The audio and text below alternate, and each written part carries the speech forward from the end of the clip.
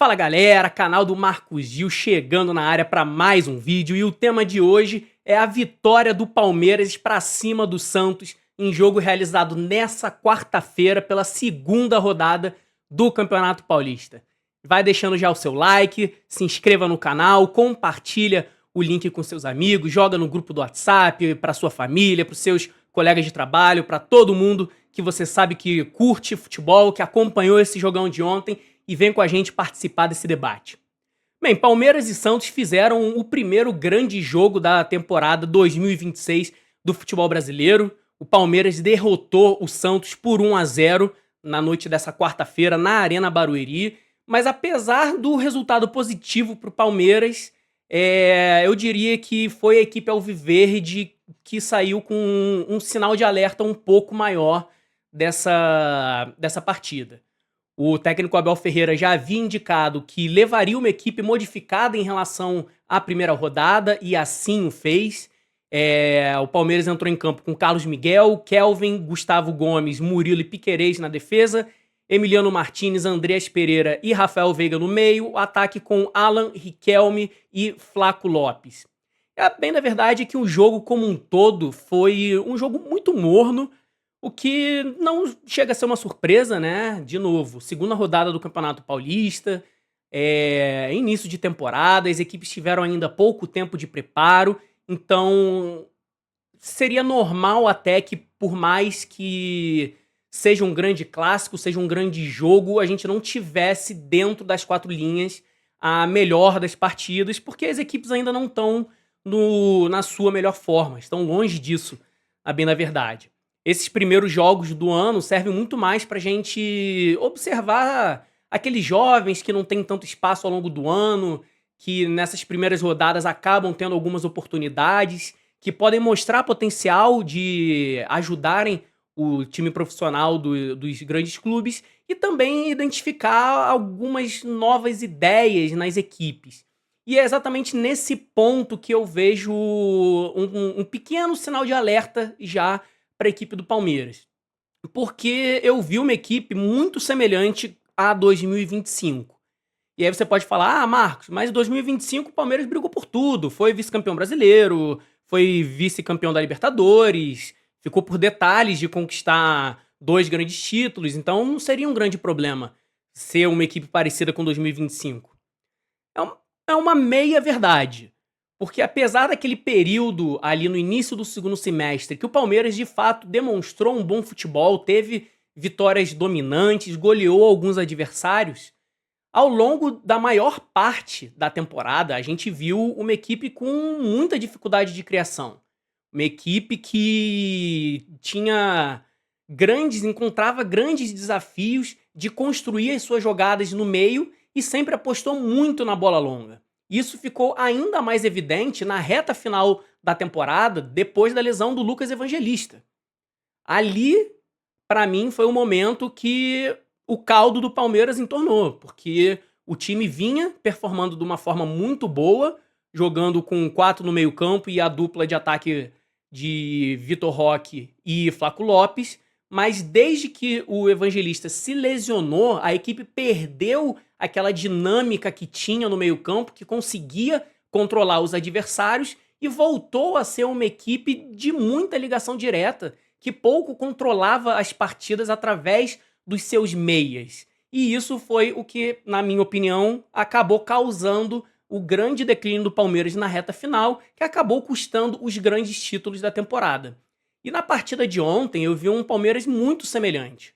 Até começou bem a equipe, mas taticamente a gente via os mesmos mecanismos do time de 2025, né? O Emiliano recuando para fazer uma saída de 3, o Andreas Pereira ficando ali um pouco mais à frente dessa trinca, com Alan e Riquelme abrindo bastante nas pontas, enquanto o Veiga chegava mais próximo do Flaco para serem esses 2 jogadores mais centralizados. Só que a partir da lesão do Andreas Pereira, logo aos 12 minutos, causada por aquela entrada que foi um pouquinho dura demais do Igor Vinícius, essa construção do Palmeiras ficou muito prejudicada. O menino Larson não entrou mal, até eu acredito que ele fez uma partida segura até, mas ele não conseguiu dar a mesma dinâmica para o meio-campo que o Andreas Pereira consegue dar. A gente sabe que o Larsson é um garoto muito jovem, o Andreas é um jogador muito mais pronto naturalmente e não conseguiu entregar esse controle de meio-campo para a equipe do Palmeiras. Isso se refletiu nos números. A gente teve um Palmeiras que abusou das bolas longas, foram 53 bolas longas ao longo da partida, com um aproveitamento muito baixo, de apenas 42%. Eu trago aqui para vocês os números da plataforma SofaScore, que traz as estatísticas dessa partida. Então, a gente pode observar como o Palmeiras acabou perdendo esse dinamismo no meio-campo a partir da lesão do Andreas Pereira. E até mesmo o lance do gol não foi uma jogada muito trabalhada pela equipe alviverde. Foi um erro na saída de jogo do Santos, um passe errado do Barreal. O Escobar não conseguiu fazer o corte. E aí um lampejo de qualidade do Flaco Lopes e do Alan acabou resolvendo a partida para o Palmeiras. Mas se a gente fosse analisar o que foram os 90 minutos dessa partida, eu acredito que o Palmeiras não mereceria sair de Barueri com a vitória. Talvez o resultado mais justo tivesse sido um empate, mas a gente sabe que nem sempre a justiça prevalece no futebol. O Palmeiras saiu de campo com a vitória, mas é importante ter em mente essas pequenas deficiências do time de 2025, pelo menos nessas primeiras partidas de 2026, persistem, e é um ponto que o técnico Abel Ferreira precisa trabalhar para que não cometa os mesmos erros e o time mantenha as mesmas deficiências ao longo de 2026 que a gente viu na temporada passada. Sobre a partida do Santos, foi um bom jogo do Alvinegro praiano. Todo mundo sabe que é um time muito mais limitado tecnicamente. O Santos, que foi a campo ontem com Gabriel Brazão, Igor Vinícius, Adonis Frias, Zé Ivaldo e Escobar, William Arão, João Schmidt e Rollheiser no meio campo, e um ataque com Barreal, Tassiano e Lautaro Dias. É um time muito menos técnico do que a equipe do Palmeiras, mas foi uma equipe que conseguiu competir muito bem. Sofreu relativamente pouco, conseguiu neutralizar essa armação já deficiente do time palmeirense e controlou mais o ritmo da partida. O Santos teve mais posse de bola, trocou mais passes, teve o dobro de finalizações e também ocupou mais o campo alviverde do que vice-versa. E, como já falei anteriormente, o resultado acabou sendo negativo muito mais pelo erro individual do Barreal do que necessariamente por uma superioridade que o Palmeiras tenha imposto ao Santos.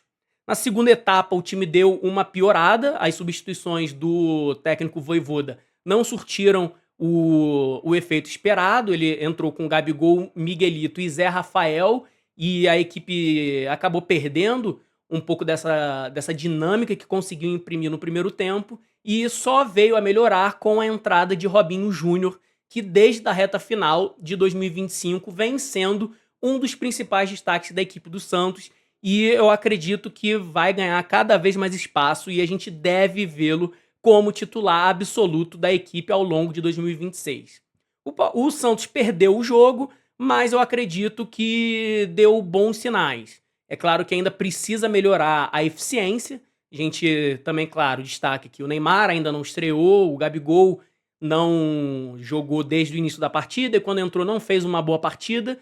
Então a gente consegue entender os atenuantes para essa pouca efetividade do ataque santista, mas foi um jogo que deu bons sinais e que, se o Vojvoda conseguir corrigir essa questão da efetividade ofensiva, fazer com que o Santos consiga aproveitar melhor as chances que criar dentro das partidas, a tendência é que a gente veja um time evoluindo em relação ao que a gente viu na última temporada, quando todos lembram que o Santos sofreu bastante e brigou contra o rebaixamento em boa parte do Campeonato Brasileiro.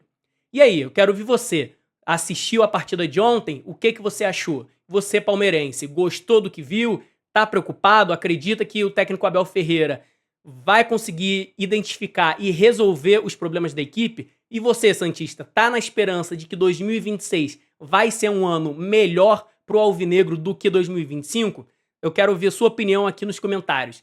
Deixe o seu like, se inscreva no canal, ative o sininho para receber as notificações sempre que tiver um vídeo novo. Mande o link para todos os amigos para ajudar a divulgar o nosso conteúdo e eu vejo vocês na próxima. Valeu!